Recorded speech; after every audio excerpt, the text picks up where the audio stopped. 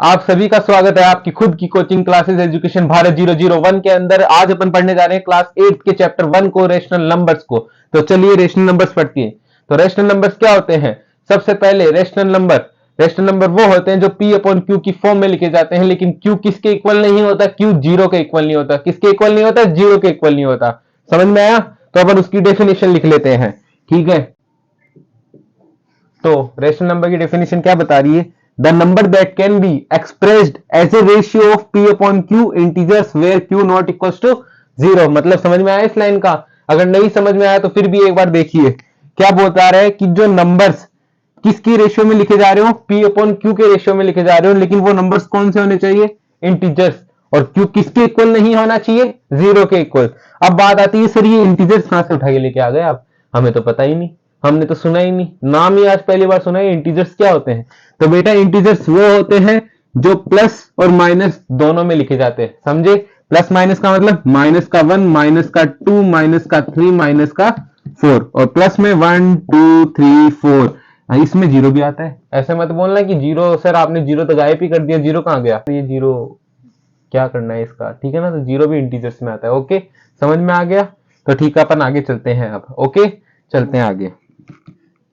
ठीक है, तो अपन आगे चलते हैं। आगे चलने के बाद में अपने आते हैं टाइप्स ऑफ नंबर। क्या आते हैं? Types of number. टाइप्स कितने टाइप्स के होते हैं?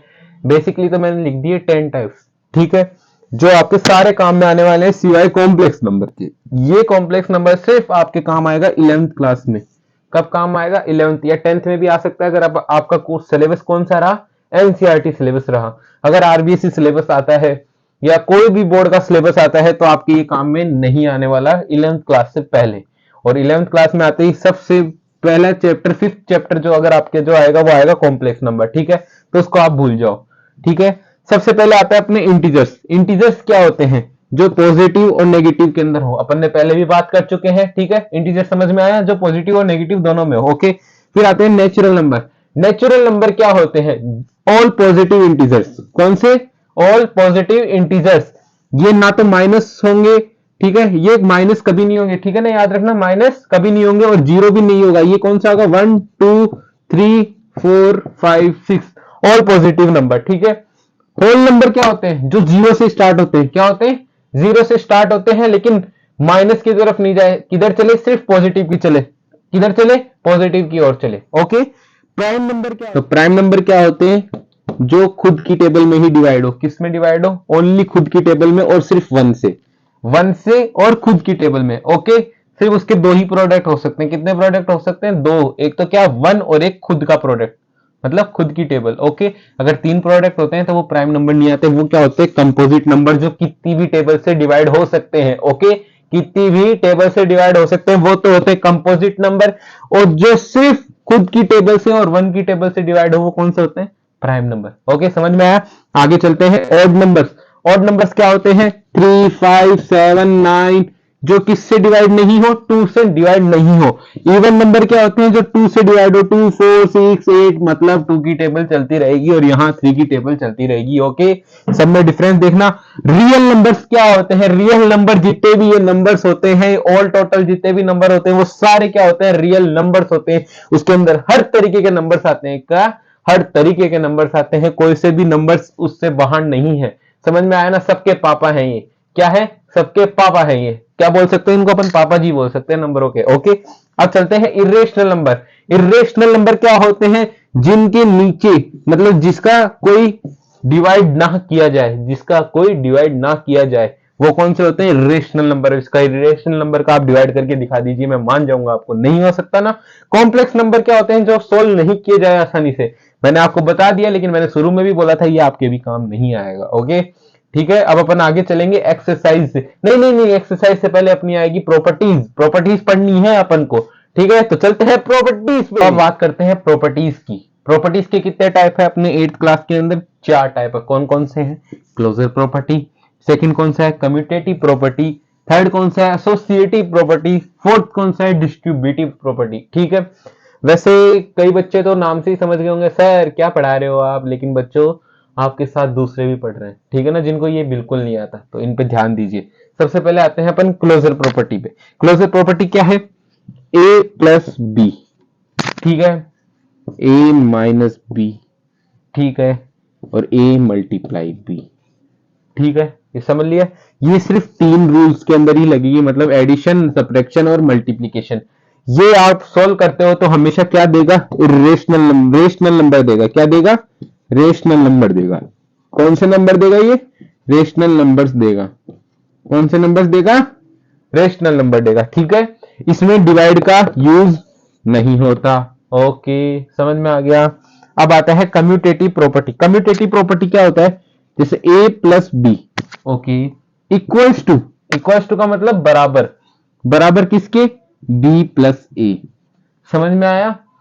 जैसे कि आपने a ले लिया 1, ओके, b ले लिया आपने क्या 2, ठीक है। आप देखते हैं a की जगह क्या रखना है अपन को 1, प्लस b की जगह क्या रखना है अपन को 2, ठीक है। अब b की जगह क्या रखना है अपन को 2, a की जगह क्या रखना है अपन को 1, ठीक है। बीच में क्या साइन दिख रहा है आपको, प्लस का साइन दिख रहा है। किसका साइन दिख रहा है, प्लस का साइन दिख रहा है, ठीक है। ये कितना हो गया 3, ये कितना हो गया 3।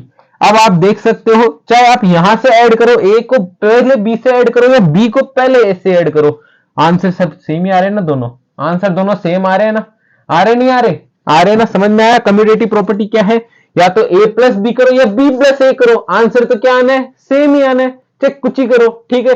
खाना हाथ से तोड़ के खाओ मुंह में या डायरेक्ट खाओ, जाना तो पेट नहीं है ना, ठीक है। समझ में आ रहा है ना। अब आती है एसोसिएटिव प्रॉपर्टी।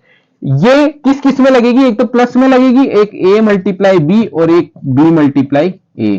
यहां माइनस और डिवाइड दोनों का ही यूज नहीं होगा। समझ में आ रहा है बच्चों, नहीं होगा। अब आता है एसोसिएटिव प्रॉपर्टी। यहां 2 तक इसे, अब यहां अपन कितने पे चल जाएंगे, 3 पे चल जाएंगे। कितने पे चल जाएंगे, 3 पे चल जाएंगे। तो चलते हैं बच्चों, a plus b plus c, okay, चल दिए सर, आपने बोल दिया तो। फिर a plus b plus c, इस बार सी को बाहर निकाल दिया तो घर से बाहर निकल, ठीक है। इस बार मैंने a को अपना बना लिया, ओके, ठीक है। तू मेरी महबूबा आजा, ठीक है। बोला मेरे को तो इसे प्यार नहीं करना, मेरे को सिर्फ ए से प्यार करना है, ठीक है। चलते हैं, ए से प्यार कर रहा है। यहाँ पे अपन ने ए को 1 मान रखा था, बी को अपन ने क्या मान रखा था 2, सी को अपन ने क्या मान लिया 3 मान लिया, ठीक है।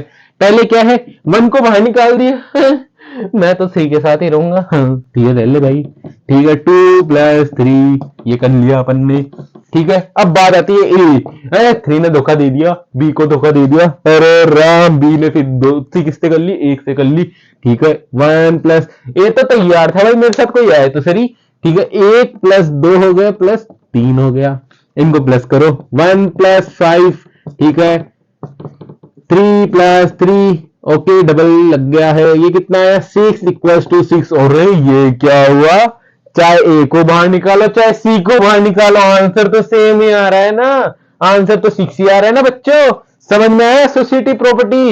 ये भी किसमें लगेगी, प्लस और मल्टीप्लाई में। अगर आपने इसको डिवाइड में और माइनस में लगा दिया तो घंटा खा लेना, कुछ नहीं कर पाओगे आप तुम लोग। समझ में आया ना, मेरे वर्ड्स को संभाल के रखना, ठीक है। अब आता है डिस्ट्रीब्यूटिव प्रॉपर्टी। डिस्ट्रीब्यूटिव प्रॉपर्टी का तो काम ही है कि दूसरों को अलग कर देना।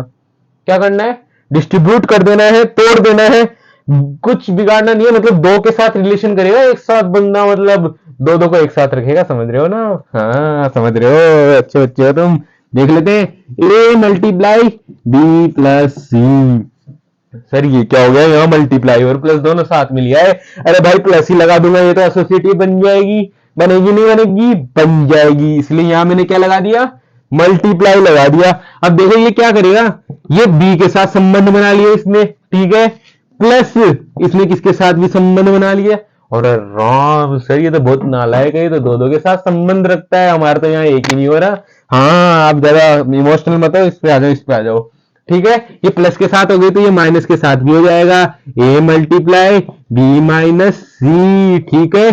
तो कैसे हो गया, ए बी माइनस ए सी, इन दोनों को लड़ा भी देगा। यहाँ तो इन दोनों को साथ में बिठा रखा है, तू भी मेरी ये भी मेरी, दोनों साथ में रहो, पैसे मैं दे दूंगी, ठीक है।